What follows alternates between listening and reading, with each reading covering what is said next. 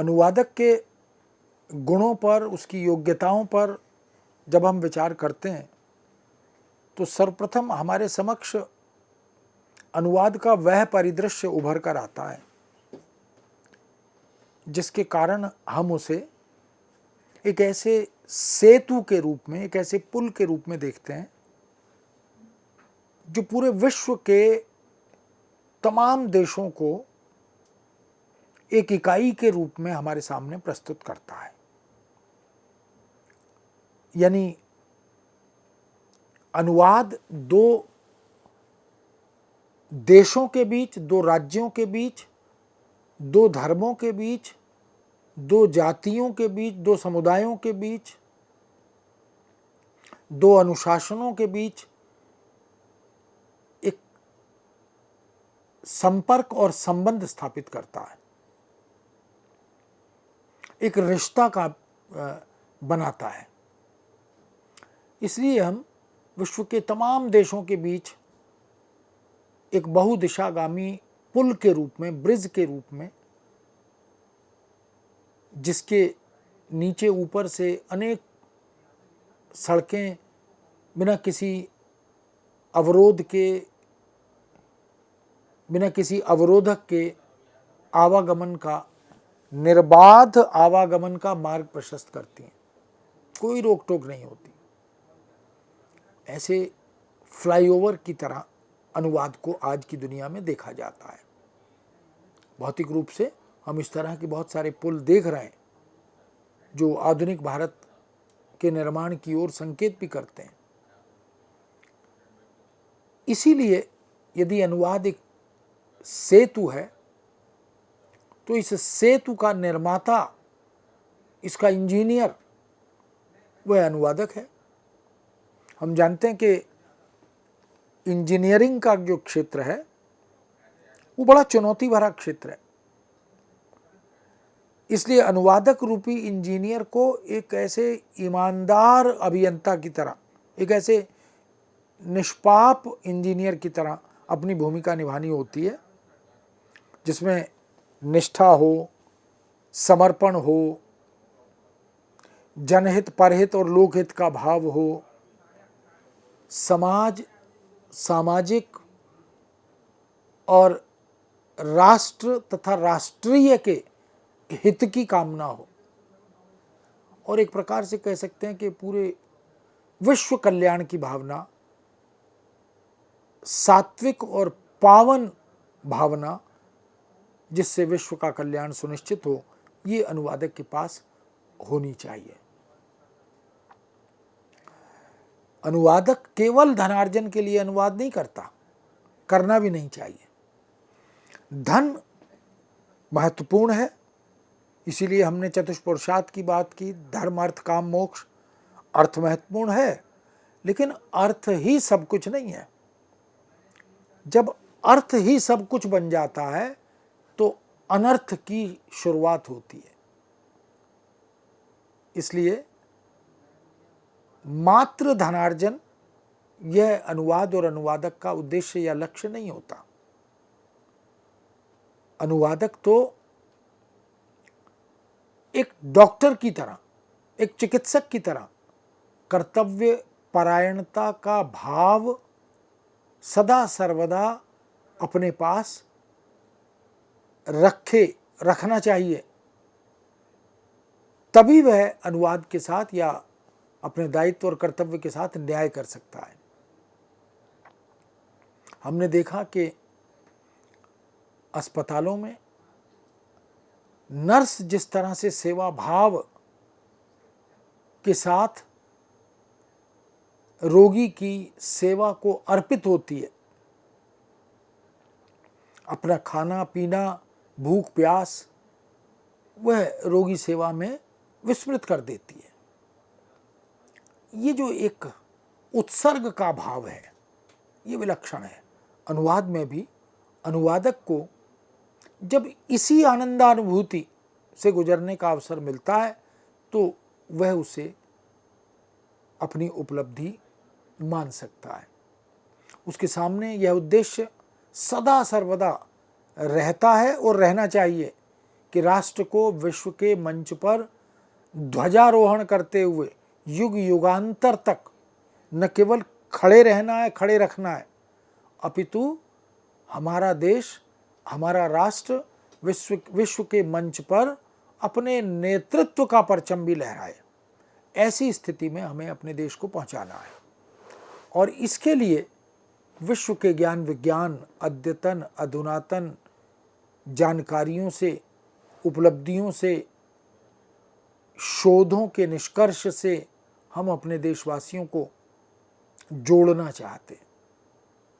ये जो स्थिति है, यही आत्मिक आनंद और सुख की अनुभूति का बोध कराती है और यह तभी संभव होता है जब अनुवादक जाति यानी पूरी कम्युनिटी, पूरा अनुवादक संसार इस देश में जागृति की अवस्था में आएगा। अभी तक मक्षिका स्थाने मक्षिका अनुवाद या एक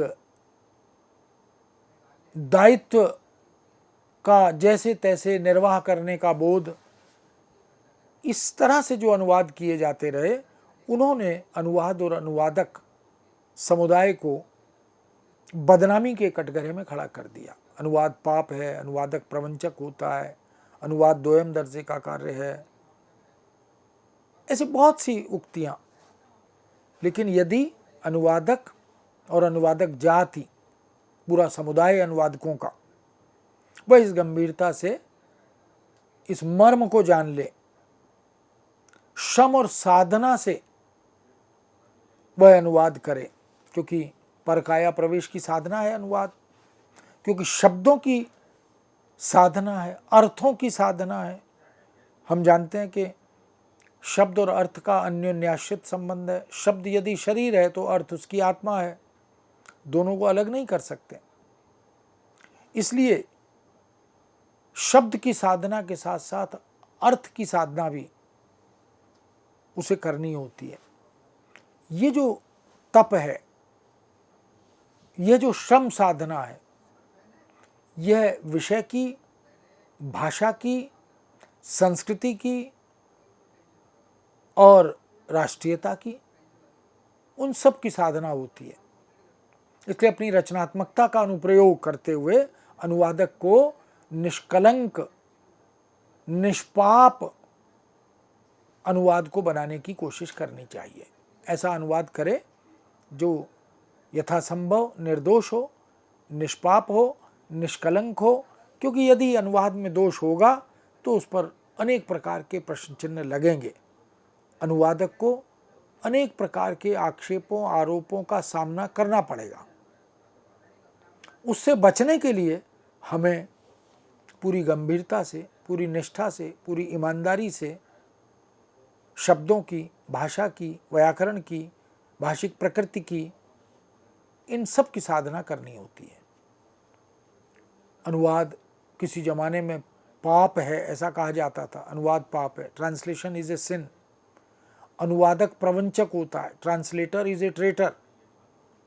एक असफल साहित्यकार अनुवादक हो जाता है, या अनुवाद असंभव है, या अनुवाद दोयम दर्जे का कार्य है, या अनुवाद असंभव को संभव बनाने का विफल प्रयत्न है या प्रयास है।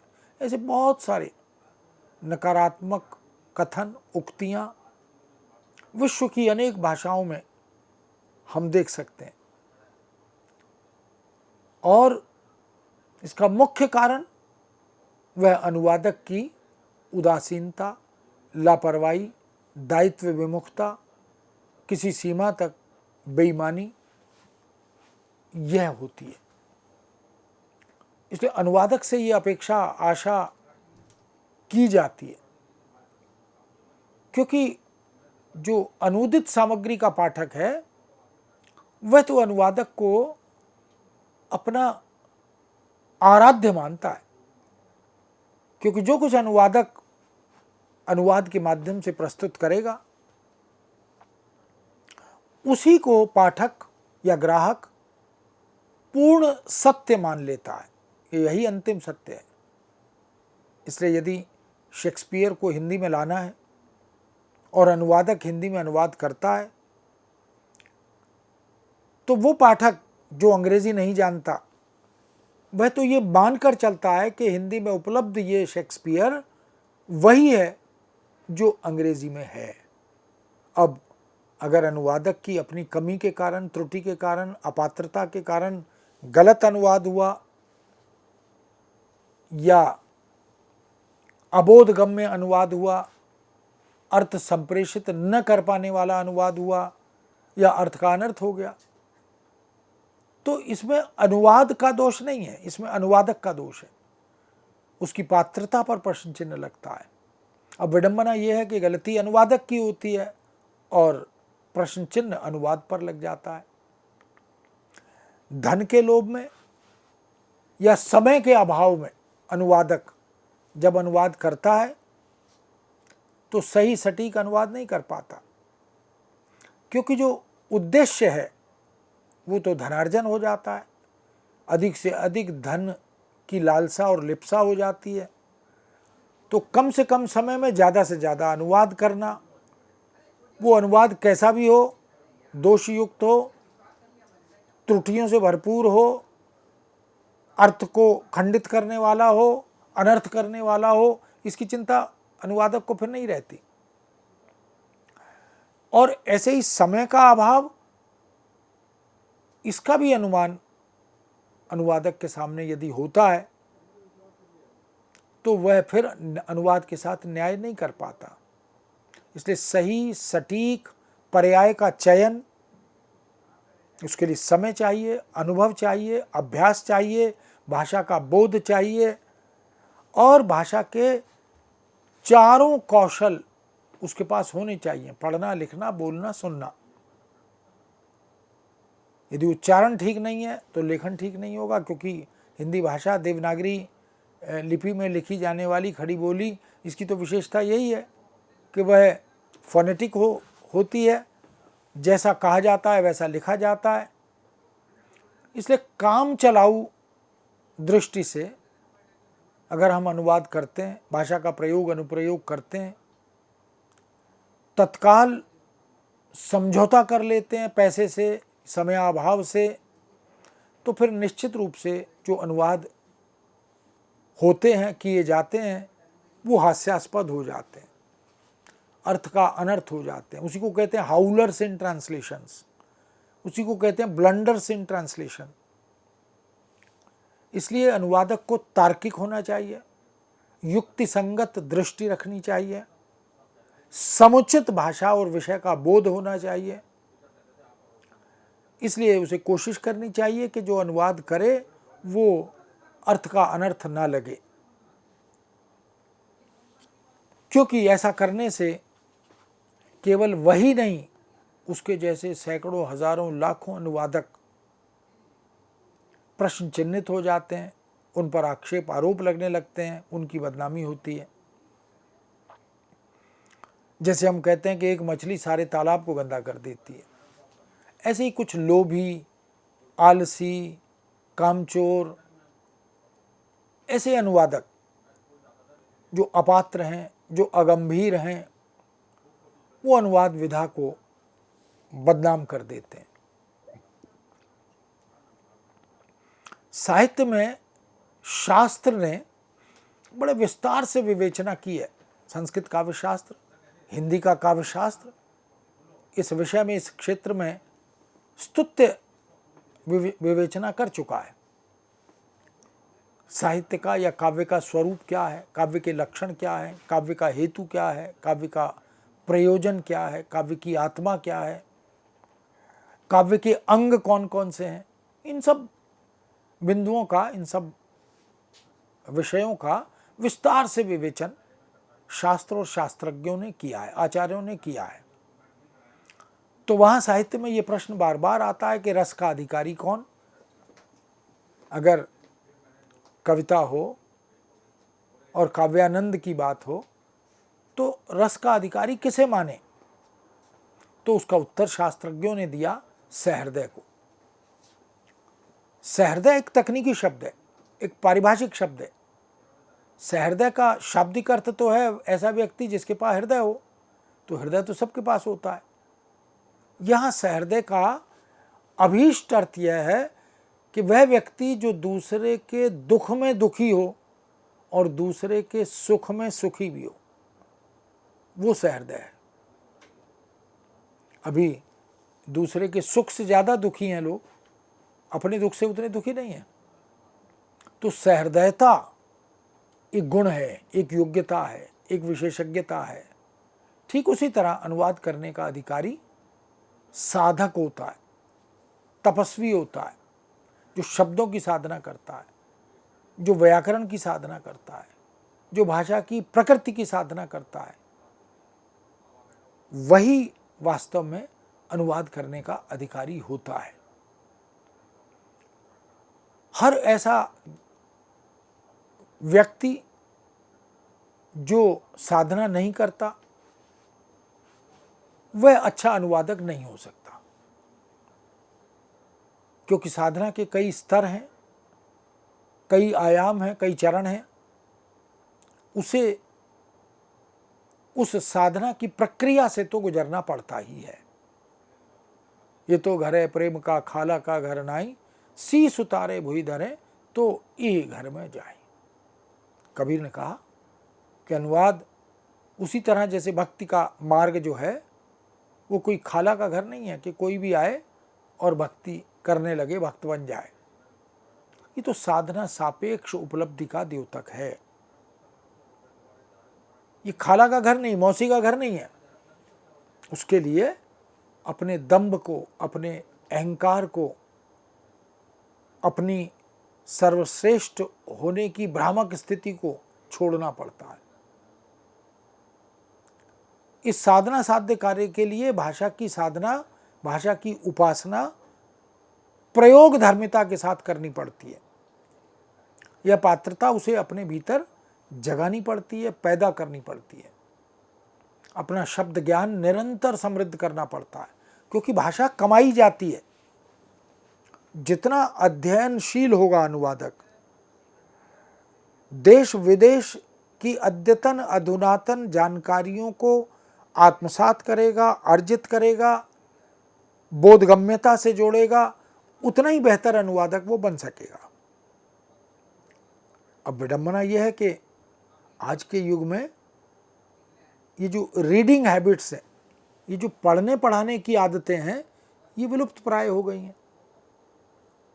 मोबाइल ने, कंप्यूटर ने, इंटरनेट ने, मशीनरी ने, ऐप्स ने, इन सब ने भाषा अध्ययन अर्जन की दृष्टि से और अनुवाद अभ्यास की दृष्टि से मनुष्य को, अनुवादक को आलसी बना दिया है। अध्ययनशीलता निरंतर बनाए रखनी होगी। अगर हम सतत रूप से लगातार नई नई जानकारियां अर्जित करें, पुस्तकें पढ़ें, साहित्य पढ़ें, ज्ञान विज्ञान की, तकनीक की, उद्योग की, प्रौद्योगिकी की सामग्री का अध्ययन करें, तो निश्चित हमारी शब्द संपदा बढ़ेगी, हमारा ज्ञान बढ़ेगा और हमारा आत्मविश्वास भी बढ़ेगा। क्योंकि जितनी बड़ी मात्रा में, प्रचुर मात्रा में शब्द संपदा हमारे मनोमस्तिष्क में होती है, हमारे स्मृति कोश में होती है, उतना ही हमारा विश्वास भी प्रबल होता है। अनेक विषयों में रुचि जागृत करनी होगी, अपने पराये का भेद भुलाना होगा, विषय विषयांतर की सीमाएं तोड़नी होंगी।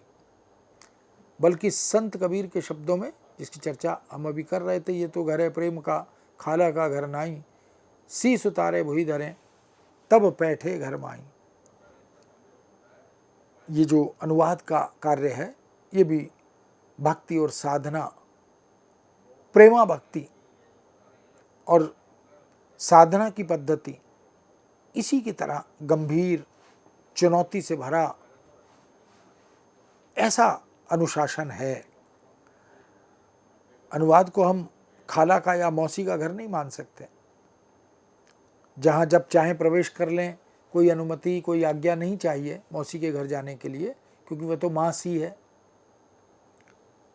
या कबीर ये कहना चाहते हैं कि जो अहंकार है वो सर उसका प्रतीक है, इसलिए उतार कर बाहर रखना, अर्थात अनुवादक को ये दंभ नहीं होना चाहिए, ये अहंकार नहीं होना चाहिए कि मैं दुनिया का सर्वश्रेष्ठ अनुवादक हूँ। मैंने जो अनुवाद किया है वो अंतिम अनुवाद है, ऐसा अनुवाद कोई और नहीं कर सकता। अनुवादक को परकाया प्रवेश की साधना करनी होती है, और परकाया प्रवेश की साधना के लिए आत्म विलय करना होता है, आत्म त्याग करना होता है। एक म्यान में एक ही तलवार रह सकती है, इसलिए अनुवादक को स्वयं को बाहर छोड़ना होता है और दूसरे रचना या रचनाकार के शरीर में प्रविष्ट होना होता है। ये जो दूसरे के शरीर में प्रविष्ट होना है और अपने को बाहर छोड़ना है, यही साधना का पथ है। कठिन है, चैलेंजिंग, चुनौती से भरा है, लेकिन सुखद है, आनंदप्रद है। जब हम बहुत अच्छा अनुवाद कर लेते हैं तो अपने आप को ही एक आनंद की अनुभूति होती है। यह पावन पुनीत भाव साधना अवस्था में ही संभव होता है। यानी ये जो भावना है परकाया प्रवेश की, शब्दों की साधना की, अर्थों की साधना की, ये साधना अवस्था में ही अनुभूत की जा सकती है। इसलिए अनुवादक को यह अहंकार छोड़ देना होगा कि मैं सर्वश्रेष्ठ अनुवादक हूँ, मुझसे अच्छा या बेहतर अनुवाद कोई और हो ही नहीं सकता। यह हमें छोड़ना होगा। यह नहीं भूलना चाहिए कि अनुवाद एक अंतहीन यात्रा है। Translation is an endless travelling. जो अनुवाद हमने स्वयं आज किया है, उसे महीना, 2 महीने, 3 महीने के बाद फिर से करने बैठते हैं तो हमें हमारी जो सतत ज्ञानार्जन की क्रिया है, प्रक्रिया है, वो बताती है कि अभी हम इसमें और संशोधन कर सकते हैं, या ये जो अनुवाद किया है इससे हम संतुष्ट नहीं है। कोई अनुवाद अंतिम या सर्वश्रेष्ठ अनुवाद होता भी नहीं है। एक ही रचना के 50-50, 80-80, 100-100 अनुवाद हुए और सभी अनुवाद अपनी अपनी जगह पर ठीक हैं। अनुवाद तो पाठक सापेक्ष या संदर्भ सापेक्ष होता है। इसीलिए कविता में, शास्त्र में हमारे यहाँ कहा गया कि सुंदर असुंदर कुछ नहीं होता, समय समय सुंदर सबे, रूप कुरूप न कोई। न तो कोई रूपवान होता है, न कोई कुरूप होता है। समय बड़ा बलवान होता है, वही सुंदर या सुंदर न होने का बोध ये कराता है। अवस्था से जुड़ा है, समय से जुड़ा है, परिवेश से जुड़ा है, संदर्भ सापेक्षता से जुड़ा है। अनुवादक स्वयं यह अनुभव कर सकता है और वह उसे यदि सबसे बेहतर अनुवाद लग भी रहा है तो वर्ष 2 वर्ष बाद, 6-8 महीने बाद वह अपने उसी अनुवाद को फिर से करने बैठे तो उसे लगता है कि उसमें अभी संशोधन, संवर्धन की, परिवर्धन की बहुत सारी संभावनाएं शेष हैं, अपेक्षाएं हैं। क्योंकि इस बीच में उसने जो ज्ञानार्जन किया है, उसने जो भाषा, शब्द संपदा, प्रयोग धर्मिता, व्याकरणिक बोध आदि अर्जित किया है, वो उसे बताता है कि अपने पूर्व कृत अनुवाद को और बेहतर बनाया जा सकता है। इसलिए अपनी ओर से तटस्थ भाव से, निष्ठावान होकर, समर्पित भाव से अनुवाद करना चाहिए। अनुवादक से यह अपेक्षा बार बार की जाती है। अनुवादक का अपना नाम, उसका अपना यश अपयश उसके कार्य से जुड़ा होता है। अच्छा अनुवाद उसे यशस्वी बनाता है और बुरा अनुवाद, अबोधगम्य अनुवाद, हास्यास्पद अनुवाद उसे अपयश का भागी बनाता है। इसलिए अनुदित कार्य ही अनुवादक की पहचान बनता है। आज ऐसा युग नहीं है कि लोग अनुवादक को जानेंगे नहीं। अनुवादक को क्रेडिट मिलता है, उसका नाम रचना पर, जिस रचना का वो अनुवाद करता है उसका नाम उस पर एज ए ट्रांसलेटर, एक अनुवादक के रूप में जाता है। अब वो समय नहीं है कि अनुवादक को अनुवाद करने का श्रेय नहीं मिलेगा, केवल पैसा मिलेगा। अब ऐसा नहीं है। अब तो अनुवादक का नाम भी, उसका क्रेडिट भी उसे प्राप्त होता है। पैसा देने वाले खूब हैं आज की दुनिया में। ये बाजारवादी संस्कृति है, ये व्यवसाय का युग है, ये आयात निर्यात का युग है, ये अपने उत्पादों को युद्ध स्तर पर क्रय विक्रय करने का युग है। इसलिए खूब पैसा देने वाले लोग, ऐसी संस्थाएं, वो अब ये चाहती हैं कि अनुवाद कार्य में कहीं कोई त्रुटि ना हो, दोष ना हो, निष्पाप हो, निष्कलंक हो और एक रवानगी हो अनुवाद में, एक प्रवाह हो अनुवाद में। इसलिए आज के युग का अनुवादक समुदाय का ये सिद्धांत बन गया है कि पैसा वह जो अनुवादक चाहे और अनुवाद वह जो व्यवस्था या उपभोक्ता चाहे। इसलिए सरकारी स्तर पर, गैर सरकारी स्तर पर, निजी स्तर पर, शिक्षा के क्षेत्र में, धर्म के क्षेत्र में, व्यवसाय के क्षेत्र में, तकनीक के क्षेत्र में, संचार माध्यमों के क्षेत्र में, बैंक बीमा के क्षेत्र में, रक्षा के क्षेत्र में, किसी भी क्षेत्र में हम देख लें, आज इसी प्रकार के अनुवाद और अनुवादकों की आवश्यकता है जो अपने ग्राहक को, अपने उपभोक्ता को संतुष्ट करे, आनंदित करे और एक पूर्व निर्धारित लक्ष्य को सिद्धि तक ले जाने में अपनी रचनात्मक भूमिका का निर्वाह करे। मित्रों, इस विषय को यहाँ विराम देते हैं, पुनः आपके समक्ष उपस्थित होंगे। आज्ञा दीजिए। नमस्कार।